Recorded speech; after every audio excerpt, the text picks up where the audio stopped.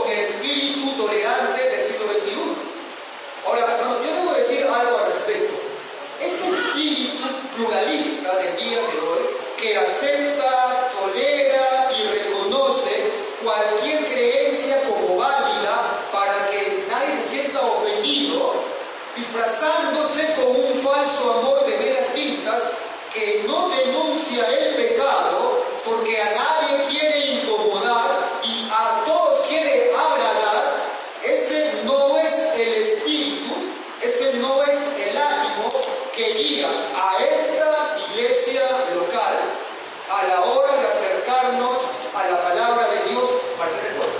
No es el ánimo, hermano, de esta congregación. Es innegable entonces que Dios advierte con fuertes expresiones, con denuncias vehementes, va a señalar, hermanos, con severidad el peligro para los suyos. A lo largo de toda esta carta y a lo largo de toda la escritura lo va a hacer el Señor. El tema de los falsos maestros y el juicio de Dios es justamente el tema de esta carta, hermano. Y lejos de disuadir al creyente a estudiar esta carta, debe impulsar también a la iglesia, al creyente, a considerar con mucha atención el estudio de esta carta. Yo, hermano, realmente espero el ánimo y la disposición en el estudio de esta breve carta, que hace parte, hermano, aún con toda la dureza con la que Pedro se expresa, hace parte de la voluntad de Dios revelada para la iglesia. Y no menospreciarla ni por ignorancia superficial, ni por la brevedad de esta carta, ni por el tono firme y fuerte que el apóstol Pedro va a usar y que el Señor que inspiró a Pedro consideró prudente dejarlo plasmado en su palabra para el bien de su iglesia. Vamos a ver 4 puntos el día de hoy. Vamos a ver el contexto de esta carta. Vamos a ver, segundo punto, la identificación de los falsos maestros, el esquema de la segunda carta de Pedro y aplicaciones prácticas. Veamos el punto 1, el contexto de la carta. Te pregunto, hermano, si usted supiera que va a morir pronto y le quedan pocos días de vida, y usted tuviera la oportunidad de escribirle una carta a sus seres queridos, ¿qué les diría usted a ellos en esa carta? Esta carta, hermano, fue escrita por el apóstol Pedro poco tiempo antes de su muerte. Pedro era consciente que su muerte se avecinaba. Ahora, hermano, probablemente cuando alguien no sabe que le espera la muerte y escribe una carta, esa carta lo más probable es que esté llena de cosas triviales, ¿verdad? Cosas pasajeras. Pero si usted supiera, hermano, que va a morir en poco tiempo, estoy seguro que esa carta no tendría espacio para trivialidades, sino para cosas trascendentales. Pedro escribe esta carta sabiendo que le quedaba poco tiempo. Ahora, ¿cómo es entonces que este apóstol invirtió sus últimas palabras? ¿Qué es lo que dijo en esta carta? ¿Cuál era la preocupación principal de este hombre que sabía que estaba a punto de morir? ¿Cuál era el tema principal de esta carta? ¿Cómo esta carta, mis hermanos, nos afecta a nosotros?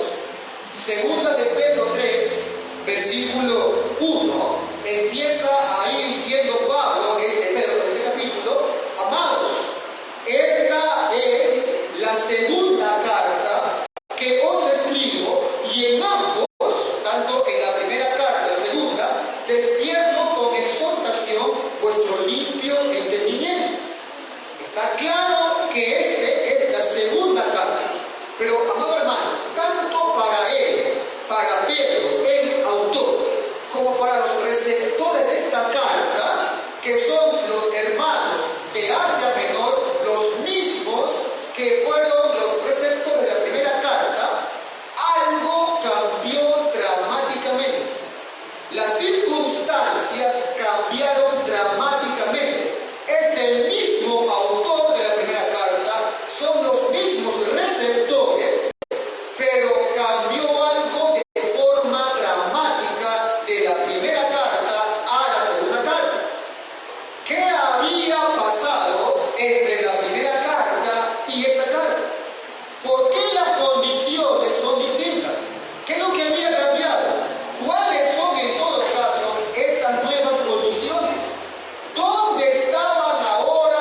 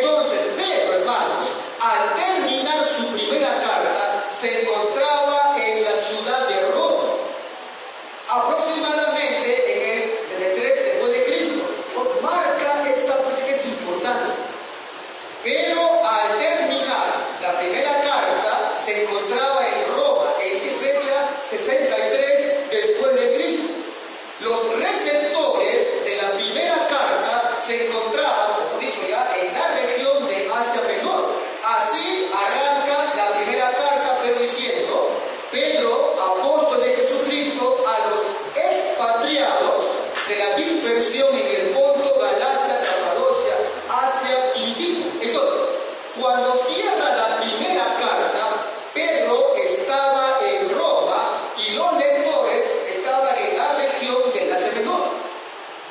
Tanto en la primera carta, cuando escribe, y la segunda carta, ambos están en el mismo lugar. Pedro en Roma y los oyentes en Asia Menor.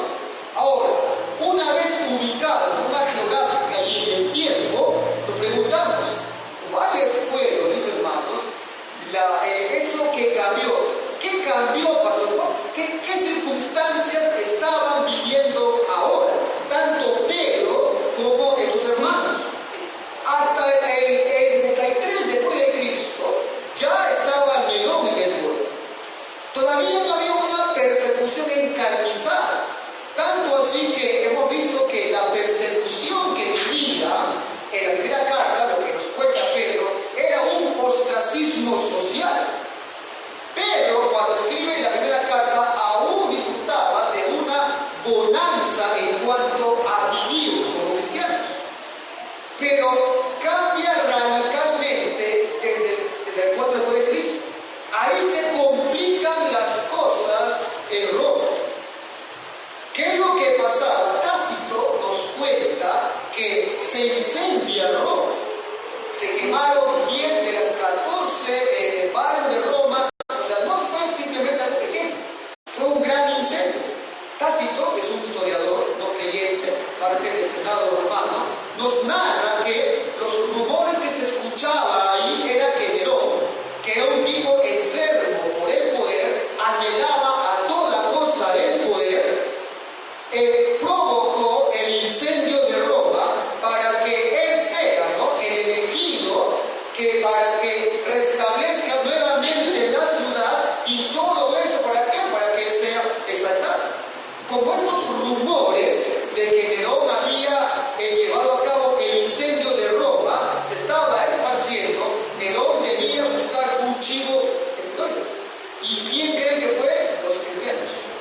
Así que inicia en esta época una brutal persecución a los cristianos. Eran torturados en el circo romano, eran arrojados y comidos por las bestias. Muchos eran prendidos como antorchas humanas para que iluminen el circo romano, y otras cosas aberrantes que sufrieron estos creyentes. Fue del 64 al 68 después de Cristo que se da esta persecución tremenda. Y es en ese contexto que Pedro escribe ahora esta carta. Pedro dice la tradición que muere en el 68 después de Cristo. Es más, cuenta la tradición que en el mismo día que muere Pedro, también muere Pablo. Pedro sabía, hermanos, que iba a morir. Segunda de Pedro 3, versículo 13 al 15.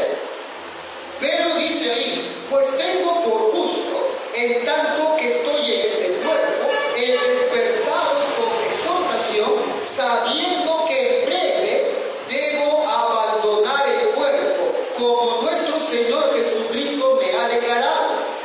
Ahora dice en el 15: también yo procuraré con diligencia que después de mi partida ustedes puedan en todo momento tener memoria de estas cosas. Pedro había sido llamado a pastorear las ovejas de Cristo, y lo iba a hacer hasta el último momento de su vida, independientemente de cualquier circunstancia. A Pedro no le preocupaba la muerte. En Cristo no hay temor por la muerte. A él le preocupaban las ovejas de Cristo.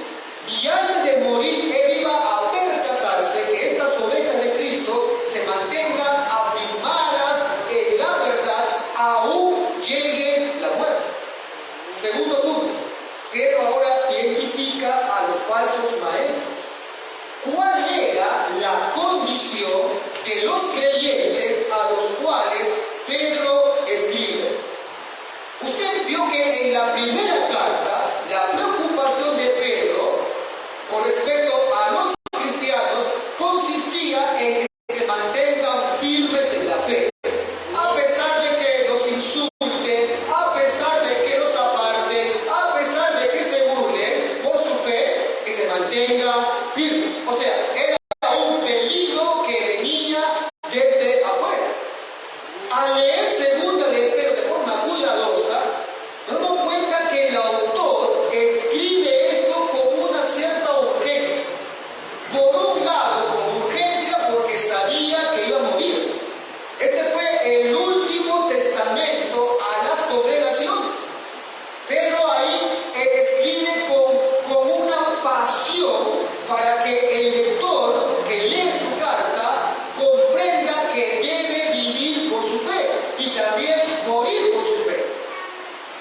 cuando uno ve la segunda carta, encuentra que hay otro asunto que también hace urgente que Pedro se escriba. Estos creyentes estaban enfrentando otro problema muy diferente a la primera carta y que provenía de otro lugar.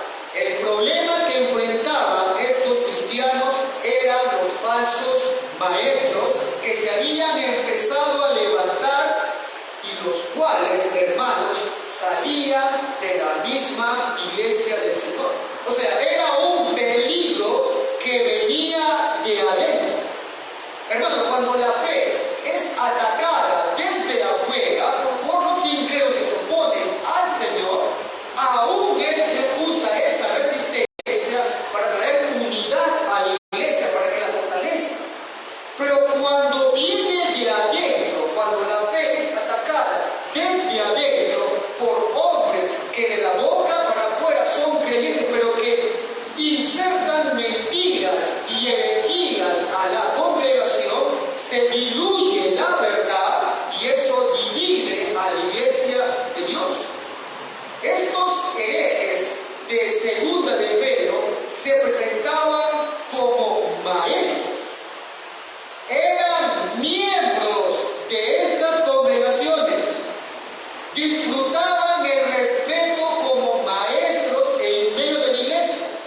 Segunda de Pedro 2, versículo 1 al 3, dice Pedro ahí: pero hubo también falsos profetas entre el pueblo, como habrá entre ustedes falsos maestros, que introducirán encubiertamente herejías destructoras y aún negarán al Señor que los rescató.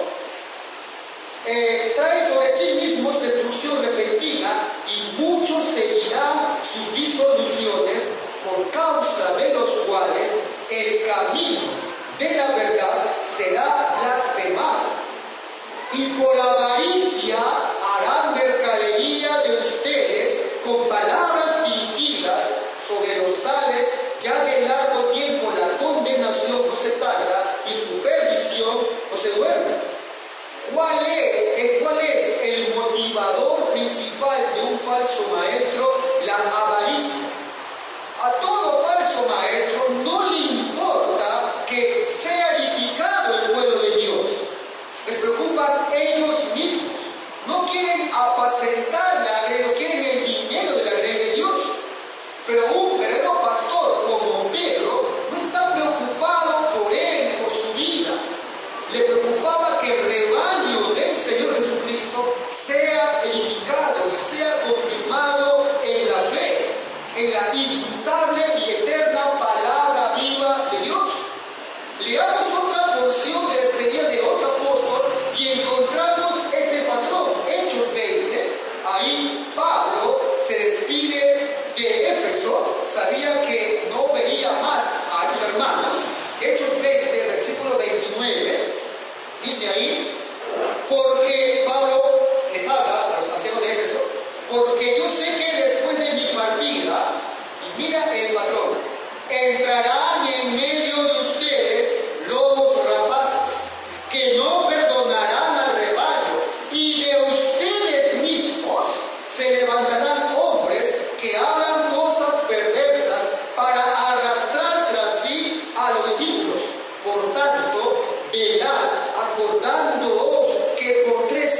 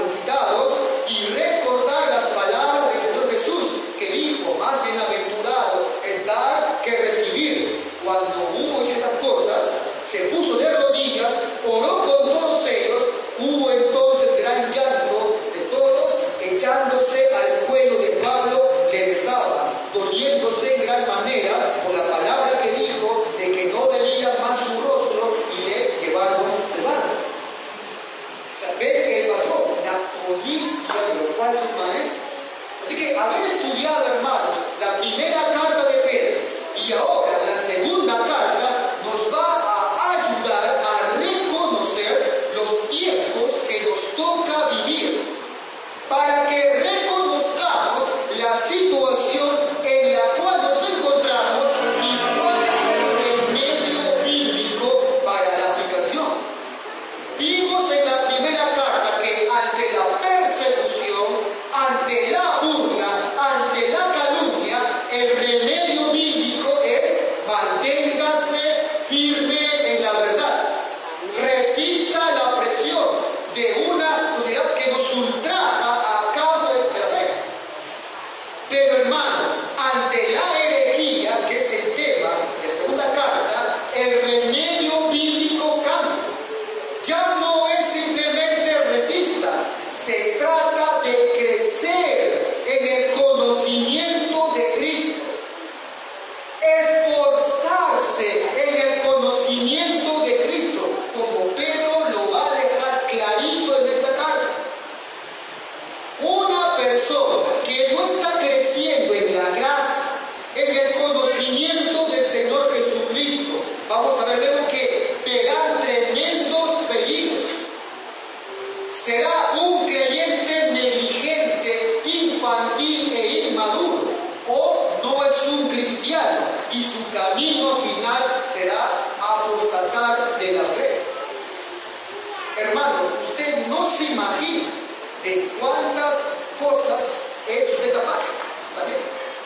De cuántas cosas y blasfemias eres capaz si Dios te deja al abandono. De cuántas cosas eres capaz si Dios quita su gracia. Veamos finalmente el esquema de esta carta. ¿De qué se trataba el error de los falsos maestros? ¿De dónde surgía el resto de herejías que ellos predicaban? El tema, lo que pasaba en esta iglesia era que estos maestros falsos negaban la segunda venida de Cristo, negaban el juicio y la inspiración de las Escrituras. Eso daba lugar a más herejías que se alimentaban entre ellas. O sea, básicamente negaban tres cosas. Y eso está repartido en cada sección. Vemos que en un capítulo se negaba un punto, en el segundo otro punto y en el tercero otro punto. En el primer capítulo vemos ahí la primera negación, la negación con respecto a la inspiración de las Escrituras. Pedro en este capítulo va a presentar su propio testimonio como testigo ocular, pero también le va a añadir las profecías dadas por los antiguos testamentarios y va a afirmar que estas profecías nunca fueron dadas de sí mismos, sino fueron inspiradas por el Santo Espíritu de Dios. Segunda de Pedro 1, 7. Ahí leemos lo que dice Pedro al respecto ante esta negación. Dice, pues cuando él recibió de Dios Padre obra y gloria, le fue enviada desde la magnífica gloria una voz que decía, este es mi Hijo amado, en el cual tengo complacencia. Y nosotros, alguien que estuvo ahí, oímos esta voz enviada del cielo cuando estábamos con él en el monte santo. O sea, Pedro afirma que él estuvo ahí, era un testigo ocular. Luego dice 19, vemos también la palabra profética más segura, a la cual hacéis bien en estar atentos como a una antorcha que alumbra en un lugar oscuro hasta que el día esclarezca y el lucero de la mañana salga en tus corazones.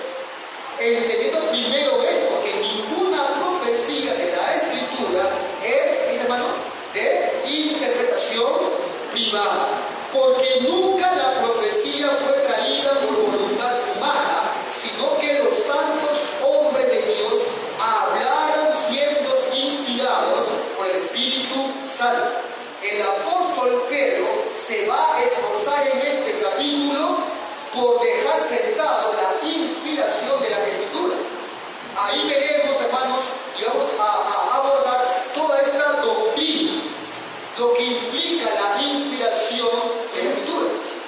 Pero hermano, cuando negamos, cuando desconocemos que la Biblia es inspirada por Dios, o pensamos que solamente es inspirada parcialmente, no completa, usted no tiene ninguna razón para creer en todo lo que dijeron los profetas. Por ende, no hay ninguna razón para confiar en Cristo, que fue lo que han hablado los profetas, de su vida, de su muerte, su resurrección. Lucas 24, versículo 25 al 28, usted sabe, es el encuentro en el camino a Emaús. Dice ahí: entonces, él le dijo Cristo: oh insensatos y tardos de corazón, para creer todo lo que los profetas han dicho. ¿No era necesario que Cristo padeciera estas cosas y que entrara en su gloria? Y comenzando desde Moisés, por todos los profetas, les declaraba en todas las escrituras lo que de él decían. Hermano, los falsos maestros no entran a la iglesia presentándose como gente que niega la venida de Cristo. Si fuese así, hermano, de plano, no serían aceptados. Pero si entran en la iglesia, luego cuestionan que es inspirada la Escritura, o ven que una parte sí, esta parte no me parece inspirada, creo que la cultura dicta otra cosa, comienzan a afirmar sus errores, se alejan de la veracidad de la Biblia y así de a poco manifiestan lo que son en verdad. Pero hermano, hay también otro grave problema que está en la vereda extrema, que también es por falta de instrucción o por mala instrucción. Es el llamado fideísmo, algunos le llaman biblicismo, que lleva a la bibliolatría. ¿Sabe usted, hermano, que también la Biblia puede volverse su ídolo cuando no se comprende la parte de la inerrancia y la suficiencia de la Escritura? El doctor Dever Riker dice lo siguiente, definiendo esta desviación al respecto. Dice: biblicismo es el rechazo de todo lo que no se menciona de forma explícita en la Biblia y de todos los testimonios no bíblicos, los padres de la iglesia, los credos, los concilios, etc. ¿Por qué leen ustedes, ¿no?, libros aparte de la Biblia? Que no solamente basta puramente con la Biblia, yo solamente leo la Biblia. Y si no se encuentra en la Biblia de forma textual, no lo creo. Seguro que han escuchado tal vez ese argumento, ¿verdad? Justamente porque podemos leer y debemos leer libros de hombres piadosos que se ajustan a la verdad de la Escritura y conocer la historia de la iglesia leyendo a hombres de la ortodoxia que han defendido la verdad, sabemos que esta forma de pensamiento fue la que abrió puerta a herejías que se tuvo que combatir por siglos en la iglesia. Mira, por ejemplo, a Arrio. Este modelo biblicista permitió, Arrio lo usó para negar la deidad de Cristo. Campbell la usó para afirmar que el bautismo salva y regenera. Los herejes siempre han usado este sistema para producir resultados extraños en la iglesia. Ireneo decía que a todo hereje le gusta leer la Biblia, le gusta citar solo la Biblia, pero piensan diferente a la Biblia. ¿Cómo pudo defender Atanasio la Trinidad divina ante Arrio cuando Arrio embistió a la iglesia? Tuvo que desglosar magistralmente la Escritura, comparando con escritos anteriores, citando a otros santos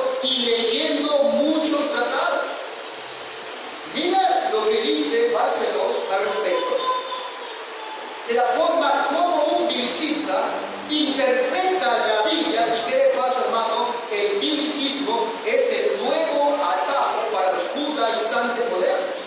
Dice Barcelos, pero aquí hay un problema. La totalidad del método biblicista está basado sobre una forma de independencia personal o incluso soberbia.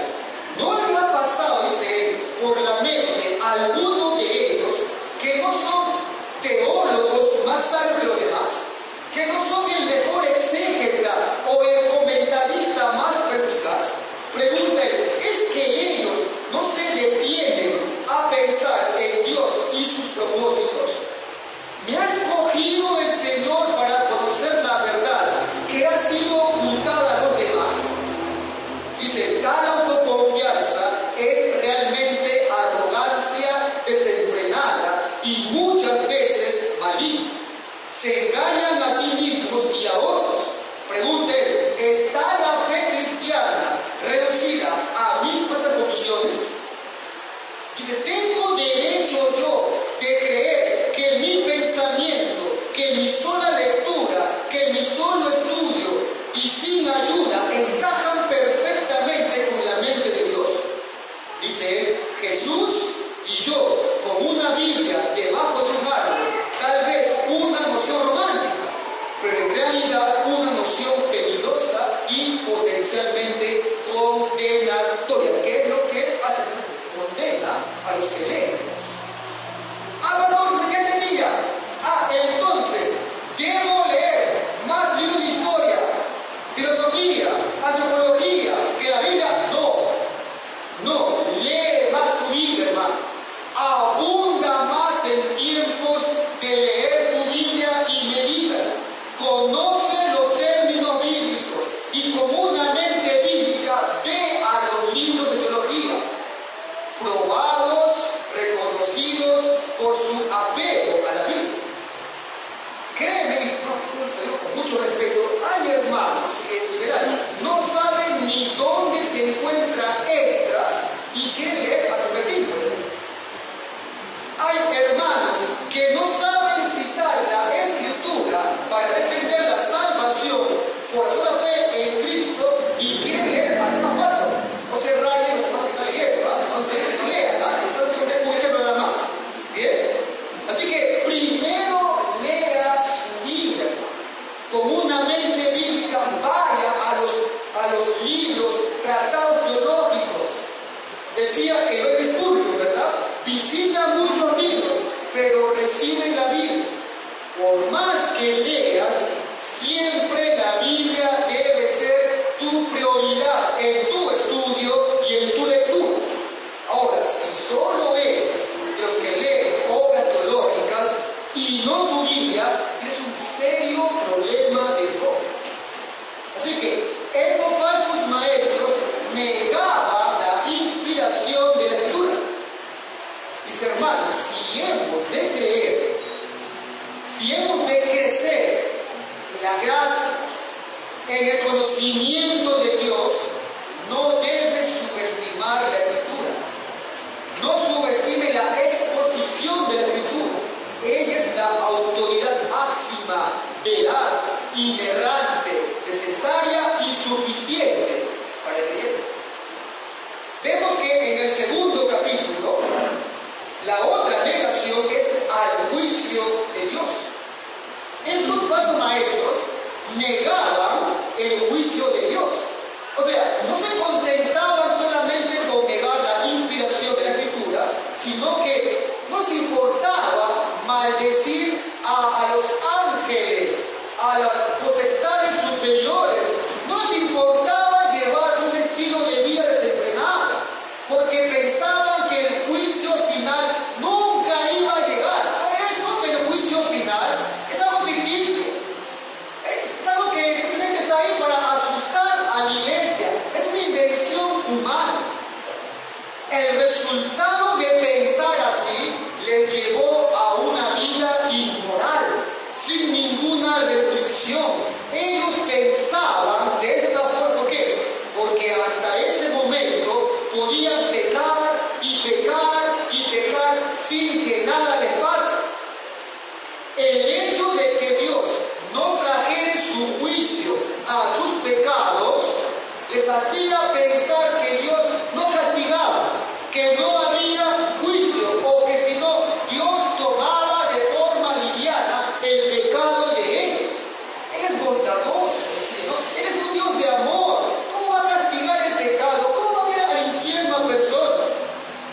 y así vivía, así pecaba y también así enseñaba.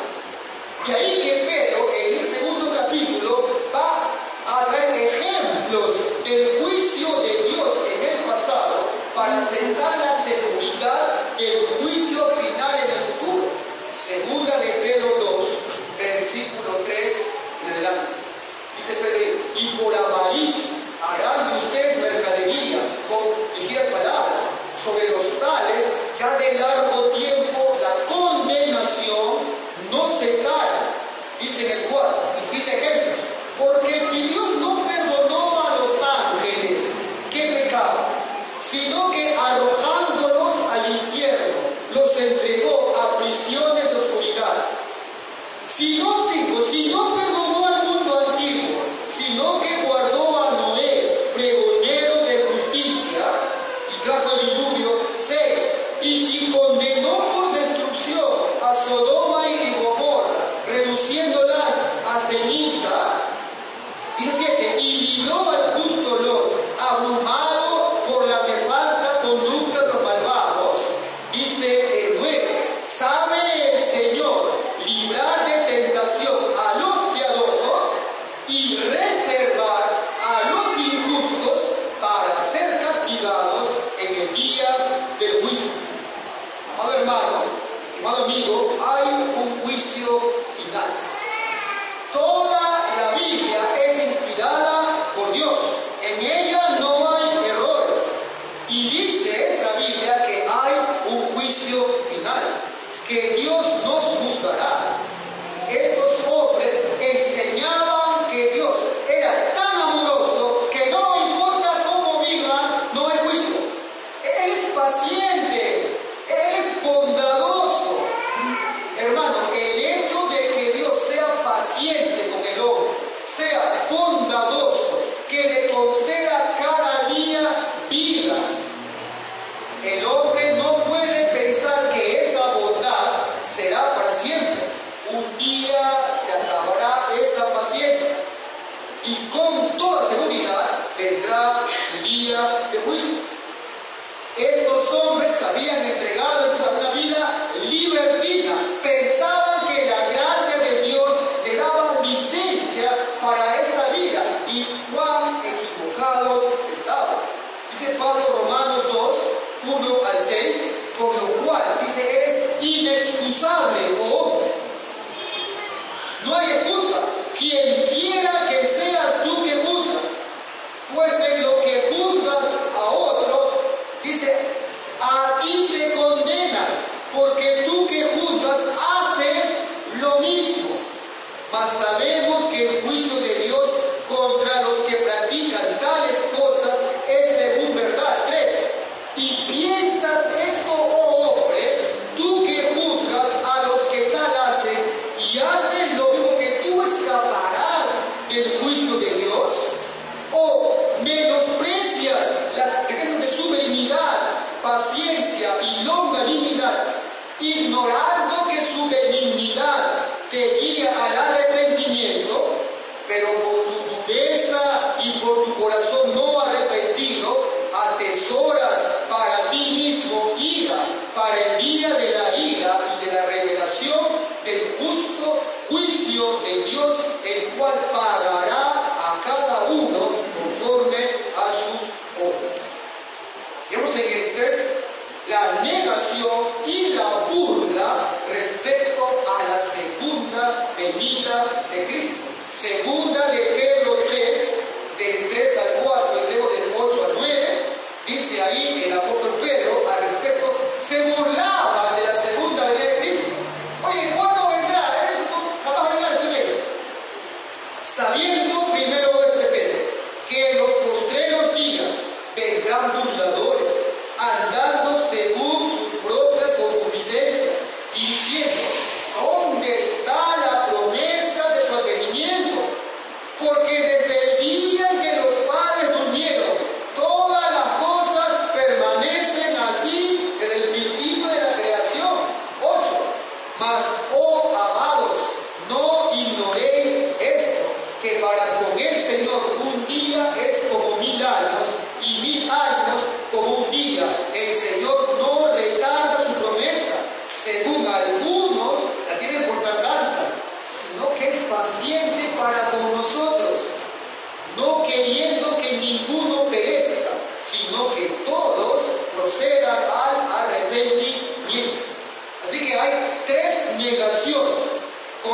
inspiración de la Escritura, contra el juicio final y contra la segunda venida de Cristo.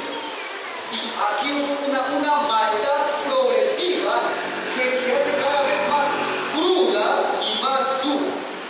Ojo, amado hermano, no todos aquellos que niegan al Señor, que se atreven a negar al Señor, llegan ahí de inmediato. El pecado tiene un poder engañoso del cual el hombre no se percata. Ellos comenzaron negando aspectos de la Escritura. Negaban su inerrancia. Oye, mira, me parece que esto es muy retrógrado, estamos en el siglo XXI, ¿no? Negando ciertas partes de la inspiración, viendo que se puede errar con la Biblia, poco a poco una vida más libertina, una vida más desenfrenada, el pecado les entra el corazón y llegan a negar completamente, hasta con burlas, a ese mismo. La herejía, hermano, va de la mano con la negación de la fe. Apostasía va junto con herejía. No todos aquellos que se convierten finalmente en hombres que niegan la fe han comenzado o llegaron ahí de golpe. Fue un día tras otro. Un día estaban en la iglesia, luego dijeron, bueno, no vamos a faltar un día del Señor, no es tan importante.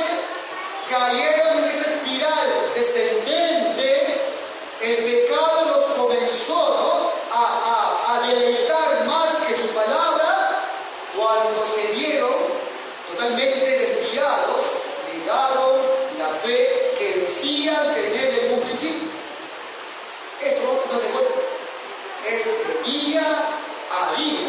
Segunda de Pedro 2, versículo 20 y 22. Dice ahí, ciertamente, si habiéndose ellos escapado del mundo por el conocimiento del Señor y Salvador Jesucristo, enredándose otra vez en ellas son vencidos, su postrer estado viene a ser peor que el primero. Escucha con mucho cuidado el 21. Porque mejor les hubiera sido no haber conocido el camino de la justicia, que después de haberlo conocido, volverse atrás del santo mandamiento que les fue dado. Pero les ha acontecido lo del proverbio: el perro vuelve a su vómito y la puerca lavada a revolcarse en el cielo. Era gente que aparentaba ser cristiana. ¿Qué pasó con ellos? Parecía que iba todo bien, que eran hermanos en la fe, pero volvieron atrás. ¿En qué momento ocurrió eso? ¿En qué momento llegaron a ese nivel? ¿En qué momento llegaron a esa herejía? Eso va a responder Pedro en esta carta. Así que, hermanos, esta carta tiene una aplicación también al día de hoy. Segunda de Pedro 3, 17 y 18.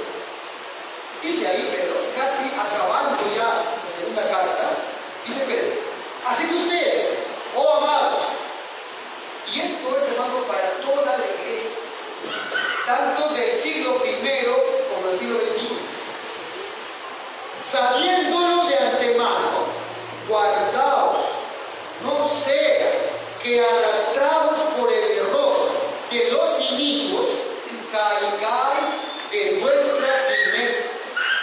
Antes bien, creced en la gracia, en el conocimiento de nuestro Señor y Salvador Jesucristo. A Él sea la gloria, ahora y hasta el día que dice de la eternidad. Amén. Hermanos, considere usted quién escribe esta carta. Medite quién es el que te está advirtiendo. Cuando al apóstol Pedro le fue indicado por el Señor Jesucristo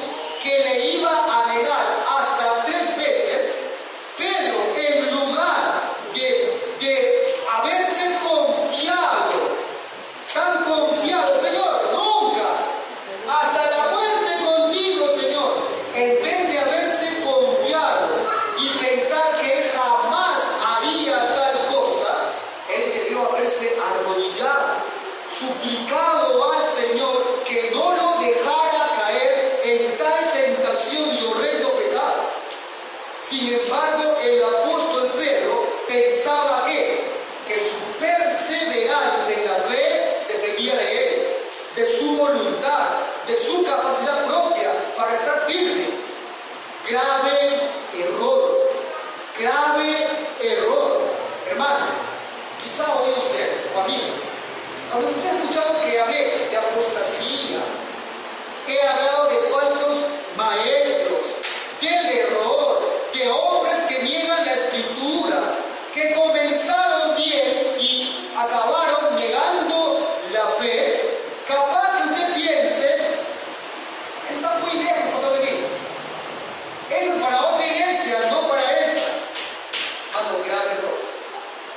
Grave error. Si usted piensa, mi hermano, que en tu corazón no hay la capacidad de negar a Cristo, de maldecir a Cristo, de burlarte de Cristo, de Él y de su iglesia, no sabes de qué es.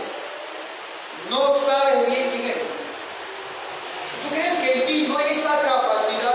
No sabes quién eres tú, no sabes. No sabes la maldad que se alberga tras los rostros que están a tu lado. No sabes. Es tal vez probable que pienses que ese tipo de pecado, ¿no? Llegar a ese punto, pastor, de negar nuestra fe, la apostasía, conmigo, nunca, pastor.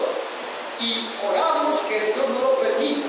Pero hermano, usted debe saber que la capacidad de perseverar en la fe no se encuentra en usted, sino se encuentra en Dios. Y que Él ha prometido guardarlos hasta el final. Pastor, yo jamás me veo blasfemando del Señor. Bueno, ¿qué es capaz? Así como Pedro, contigo hasta la muerte. ¿Hay de eso? Yo, pastor, me veo hasta la muerte con esta iglesia y con el Señor. Bueno, eres capaz de abandonarme, de negarme. Eres capaz. Si usted piensa que todo esto no es para usted, comete un grave error. ¿Qué dijo Pedro? Negarte yo jamás, Señor, hasta la muerte contigo. Cuando no caiga en ese error, desconfíe de usted mismo y dependa únicamente de la gracia de Dios. Tampoco caiga en el error extremo de pensar que Dios perseverará con usted independientemente de que usted persevere. Usted es responsable de crecer en la gracia y el conocimiento del Señor Jesucristo. Él prometió guardarlo, pero te pide a ti que crezcas, que conozcas esa misma mano que les guarda. Esa mano llevará a ser diligente para crecer en conocimiento de la gracia y del Señor. Así que, hermano, si hay un creyente genuino, que anda coqueteando con el pecado, con la corriente de este mundo, con las modas de este mundo, que le gusta el aplauso de este mundo y se vuelve negligente en crecer, en conocer al Señor, caerá no de la gracia, no creyente, pero va a caer de la firmeza de la fe. No caerá de la gracia de la fe porque creyente, pero inmaduro, infantil, pero caerá de la firmeza de la fe.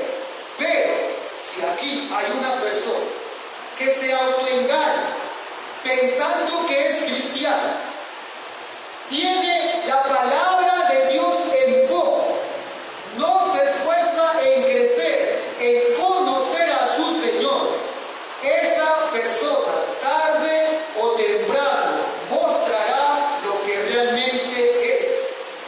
Negará la fe, se burlará del Señor y de su iglesia.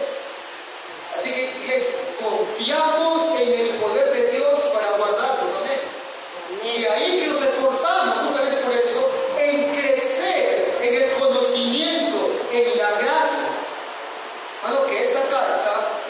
exhorte y nos inste a crecer en el conocimiento. Oramos. Amén. Amado Señor, te agradecemos a ti por esta posición. Ruego, Señor, que al estudiar esta carta de principio a final, puedas tú, Señor, exhortar a la iglesia a dejar toda inmadurez, todo infantilismo, toda palabrería vana, necia y absurda, y que se enfoque en lo que realmente interesa: crecer en la gracia y conocimiento de Jesucristo. Señor, concédenos, por favor, mucha aplicación para reconocer lo que va a decir el apóstol Pedro, humildad para aplicar, sobre todo disciplina para el esfuerzo. Señor, bendícenos con esta carta. Bendice a mi hermano y también mi vida con esta carta, para que podamos, Señor, ser una iglesia madura y sana. Te lo pido esto en el nombre de Jesús. Amén.